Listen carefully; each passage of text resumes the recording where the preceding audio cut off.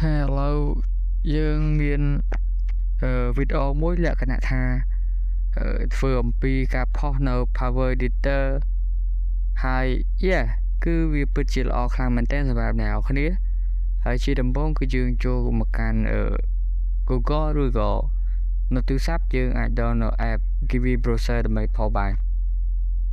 ឥឡូវនេះគឺជា Facebook របស់ខ្ញុំ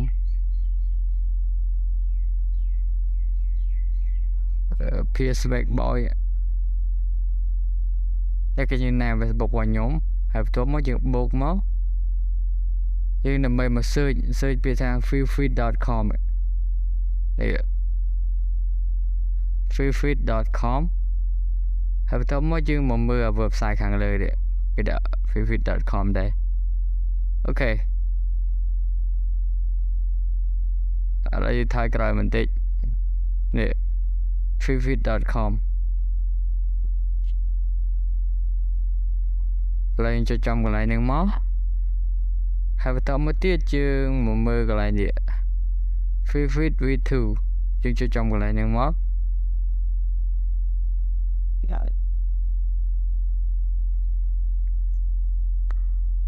អូខេវាបងនេះហើយវាដាក់កន្លែងនេះ Intel Chrome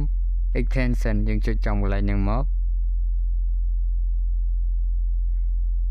អូខេវា load មកកាន់ page របស់វានៅក្នុង Facebook នេះឥឡូវយើងធ្វើការ download នេះ download ហ្នឹងមកយើងចុចចំកន្លែងហ្នឹង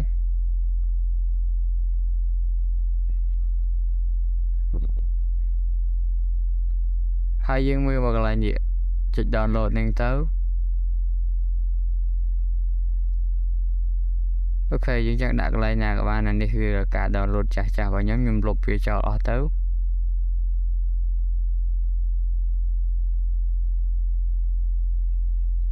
What the flick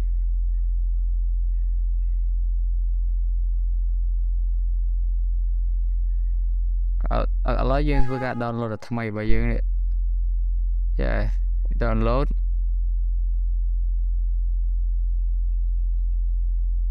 អូខេពេលនេះវាបានហើយ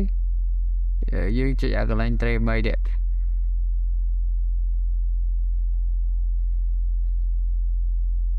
និយាយបី Oh no ច្រឡំប្រាប់ខុសហើយណានេះចុចបូកកន្លែងនេះបូកហើយយើងធ្វើការចុចកន្លែងនេះអូខេតមកយើងវានេះWhat the flick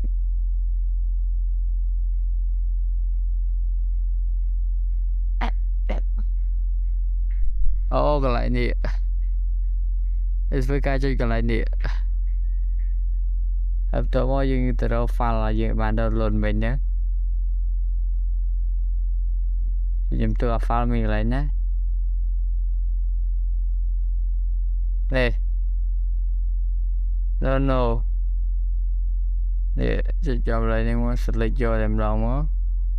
អូខេពេលនេះវាបានមកហើយវានៅក្នុងក្រមនេះ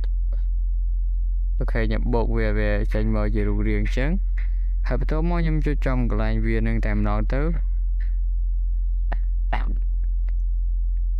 អូខេឥឡូវយើងធ្វើការបាន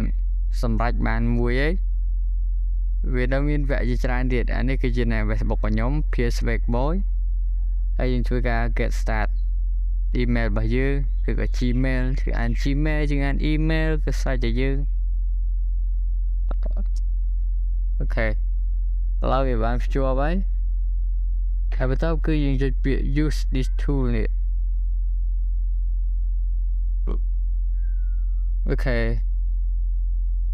ចុចដល់កន្លែងហ្នឹងហើយវាគ្មានអីអស្ចារ្យទេគឺយើងគ្រាន់តែចុចកន្លែង upload នេះហើយយើងធ្វើការដាក់ចំណងជើងបន្តិចហើយយើង public ទៅគឺវាជាការស្រេចហើយវីដេអូរបស់ខ្ញុំគឺអត់មានអីច្រើនទេមានតែប៉ុណ្ណឹងជូនពរអ្នកនរគ្នាឲ្យជួបតែសំណាងល្អនិងសុខភាពល្អទាំងអស់គ្នាសូមអរគុណហើយវីដេអូគឺ bye/